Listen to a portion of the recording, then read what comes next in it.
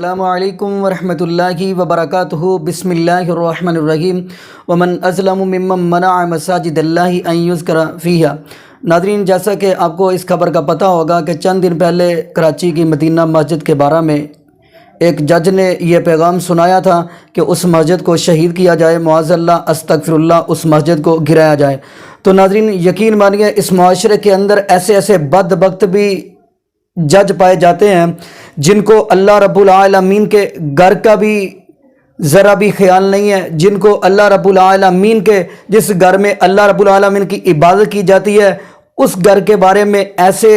نظروں سے دیکھنا اور ایسے خیال رکھنا، تو ایسے پھر اس معاشرے کے اندر کرونا وائرس ہی آئیں گے، ایسے اس معاشرے کے اندر پھر آزمائشیں ہی آئیں گی، ایسے پھر اس معاشرے کے اندر اس پاکستان کے اندر بیماریاں ہی آئیں گی۔ اور میری یہ بھی دعا ہے، بلکہ اس ظالم بدبخت جج کے لیے یہ بد دعا ہے، اللہ پاک اس کو نیست و نابود فرمائے اور اللہ پاک اس کو ایسے تباہ و برباد کرے کہ آنے والی نسلیں بھی اس کے بارے میں پہلے ایسا قدم اٹھانے سے پہلے یہ سوچے۔ تو ناظرین، اور میں یہ بھی بات کرتا چلوں، جو مدینہ مسجد کی دفاع کے لیے نکلے ہیں ان کو میرا سلام ہے۔ جیسا کہ ناظرین یہاں پہ یہ بھی بات کرتا چلوں، نبی پاک صلی اللہ علیہ وسلم نے فرمایا وضو کر کے بندہ مسجد کی طرف چل پڑے تو نبی پاک صلی اللہ علیہ وسلم نے فرمایا کہ ان کے قدموں کے نیچے اللہ کے فرشتے پر بچھاتے ہیں۔ اور یہاں تک بھی حدیث ہے، نبی پاک صلی اللہ علیہ وسلم نے فرمایا وضو کر کے مسجد کی طرف چلتے ہیں تو اتنا مقام ہے، جو مسجد کے دفاع کے لیے نکلے گا، مسجد کو بچانے کے لیے نکلے گا، اس کا کتنا مقام ہوگا، جو اللہ کے گھر کی حفاظت کرنے کے لیے نکلے گا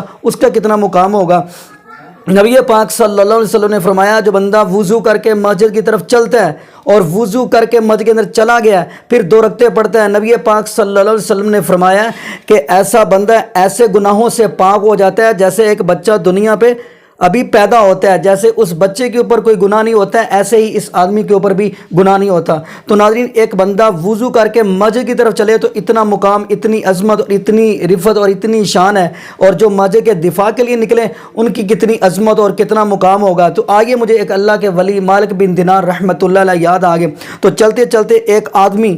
اپنا محل تعمیر کر رہا تھا۔ ان ظالم بدبخت ججوں کو اپنے گھر کی تو فکر ہے، اور میں یہ بھی کہتا چلوں اس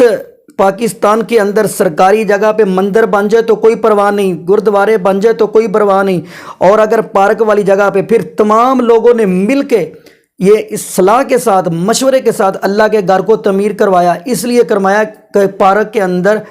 کیا کچھ نہیں ہوتا، برائی فحاشی ہر چیز پارک کے اندر ہوتی ہے، اور اللہ کا گھر بنائیں گے، اس کے اندر اللہ رب العالمین کو یاد کیا جائے گا، اس گھر کے اندر اللہ رب العالمین کی عبادت کی جائے گی، اس گھر کے اندر مسلمان 5 وقت کی نماز ادا کریں گے، اس گھر کے اندر مسلمان آ کے اپنے رب العالمین کو راضی کریں گے تاکہ اللہ رب العالمین اس ملک پاکستان کے اوپر اپنی رحمت کی بارش برساتا رہے۔ اور یہ کیسا بدبخت جج ہے جس نے اللہ کے گھر کو گرانے کا سوچا اور گھر کے گرانے کا حکم معاذ اللہ استغفر اللہ اس نے آرڈر دیا ہے۔ تو میں ناظرین یہاں پہ بات کرتا چلوں، ولی کامل مالک بن دینار رحمۃ اللہ علیہ چلتے چلتے دیکھا ایک آدمی اپنا محل بنا رہا ہے، گھر بنا رہا ہے، کوٹھی بنا رہا ہے، اسے کہنے لگے اوے تو اپنا گھر بنا رہا ہے، اپنا محل بنا رہا ہے، اپنی کوٹھی تعمیر کر رہا ہے، کیا تو نہیں چاہتا کہ جنت کے اندر تیرا گھر بن جائے؟ وہ کہتا کیوں نہیں؟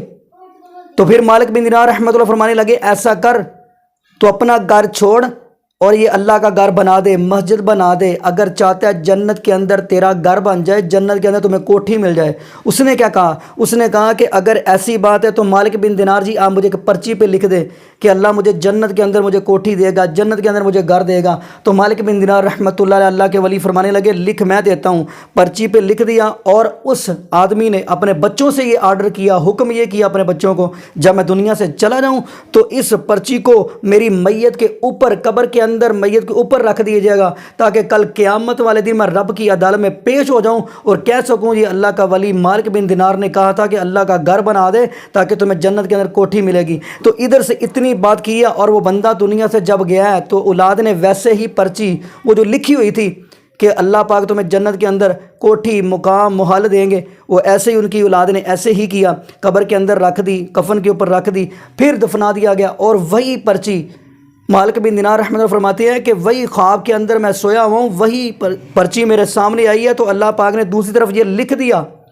یہ لکھ دیا کہ جو بات آپ نے کی تھی اس آدمی کے ساتھ، میں نے وہ تیری بات کو پورا کر دیا، جو آپ نے اس سے وعدہ کیا تھا میں رب العالمین نے وہ وعدہ پورا کر دیا۔ ناظرین، یہ بات سننے کا مقصد یہ ہے کہ اللہ کے گھر کے ساتھ محبت کریں، اللہ کے گھر کے ساتھ پیار کریں، اللہ کے گھر کے ساتھ زیادہ سے زیادہ محبت پیار محبت کریں، اور یہ بھی دعا کریں کہ اللہ پاک ایسے ظالم بدبختوں کو تباہ و برباد فرمائے جو مسجد کے بارے میں بری سوچ رکھتے ہیں، برے خیال رکھتے ہیں۔ اور یہ بھی دعا کریں اللہ پاک ہمیں اس پاکستان کے اندر حضرت عمر ابن خطاب رضی اللہ عنہ جیسا حکمران نصیب فرما دے، اور یہ بھی دعا کریں اللہ پاک حضرت عمر فاروق رضی اللہ عنہ جیسا حکمران نصیب فرمائے، اور یہ بھی دعا کریں اللہ پاک ہمیں اس پورے پاکستان کے اندر اگر ہمیں زندہ رکھے تو اسلام پہ، موت دے تو ایمان پہ۔ جزاکم اللہ خیرہ، احسن الجزاء۔ السلام علیکم ورحمۃ اللہ وبرکاتہ۔